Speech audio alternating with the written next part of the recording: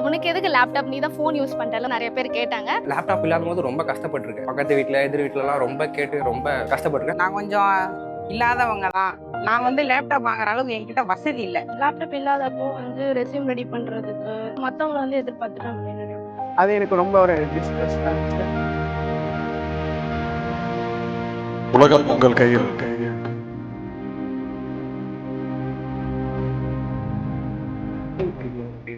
Highway எஃபிஷியன்டான laptops வேணும். Government கொடுத்த laptop ரொம்ப ஹெல்ப்ஃபுல்லாக இருந்துச்சு. இது மூலிமா நான் 4 ஈவெண்ட் அட்டன் பண்ணியிருக்கேன். நிறைய போஸ்டர் டிசைன் பண்ணியிருக்கேன். எங்க வீட்ல சிங்கிள் இன்கம்ன்றதால லேப்டாப் எங்களால ஈஸியா வாங்க முடியாது. இப்ப சிஎம் சார் எங்களுக்கு லேப்டாப் கொடுத்தது ரொம்ப ரொம்ப யூஸ்ஃபுல்லாவே இருக்கு. அதாவது நான் பார்த்துட்டுல முக்கியமான பார்த்துட்டுலாம் இது லேப்டாப் இருந்தால் தான் தெரியுது. லேப்டாப் இல்லைனா நானும் சிலர் மாதிரி உட்காந்துட்டு போயிட்டுருவேன். ஏவாவேல் ஐயாவை பற்றி பேசணும்னு நினச்சா ஒரு நாள் ஃபுல்லாக சொல்லலாம். அந்த அளவுக்கு நல்ல திட்டம் பண்ணியது.